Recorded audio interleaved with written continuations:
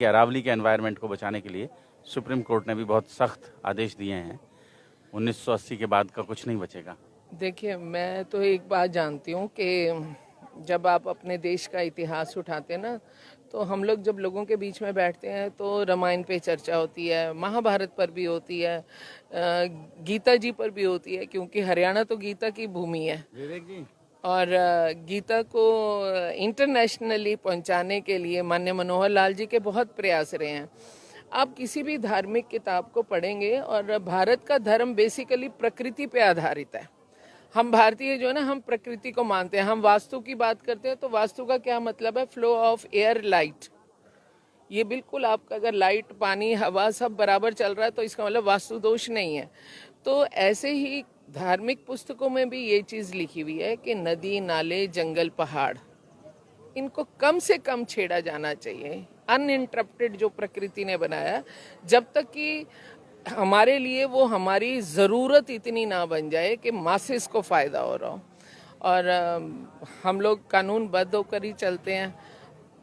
माननीय सर्वोच्चतम न्यायालय का जो भी फैसला आया तो शिरोधार्य रहेगा। अभी अरावली के बारे में, और विशेष तौर पे जो पीएलपीए लैंड थी जिसको फॉरेस्ट लैंड हम मानकर चल रहे थे, और इसका एक विषय माननीय सुप्रीम कोर्ट के सामने लंबित था, उसका फैसला आ गया है और उन ज़मीनों को पीएलपीए नोटिफाइड लैंड को फॉरेस्ट लैंड माना गया है।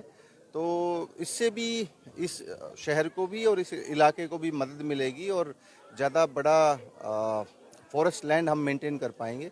तो अब नगर निगम और गवर्नमेंट की जो अदर एजेंसीज़ हैं उनकी रिस्पॉन्सिबिलिटी रखी गई है कि अगले 3 महीने के दौरान इसके ऊपर वो अमल करें।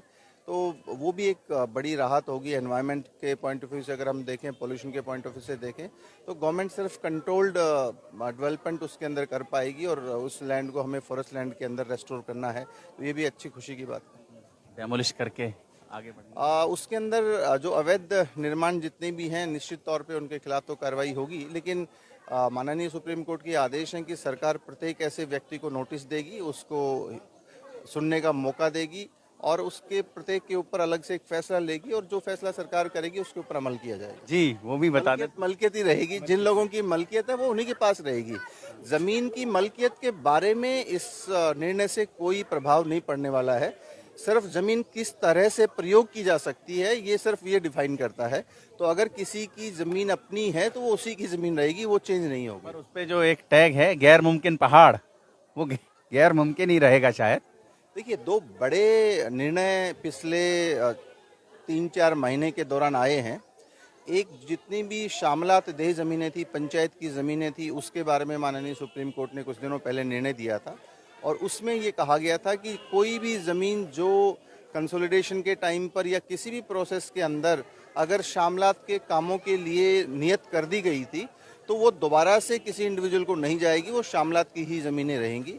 और दूसरी, अब ये निर्णय आया है जिसमें कहा गया है कि पीएलपी सेक्शन 4 जिसमें नोटिफाइड है वो फॉरेस्ट लैंड ही मानी जाएगी और उसका डाइवर्जन नहीं होगा। और अगर कोई किसी भी तरह का काम करने की इजाज़त अगर देनी है तो वो सेंट्रल गवर्नमेंट से परमिशन लेने के बाद में ही दी जा सकती है। तो ये 2 निर्णय हैं जिनका दूरगामी प्रभाव इस क्षेत्र के ऊपर होंगे और मालिकाना हक पीएलपी 4 की ज़मीनों का लोगों के पास में ही रहेगा, लेकिन जो शामलात की ज़मीनें थी वो पंचायतों को और नगर निगमों को वापस चली जाएंगी।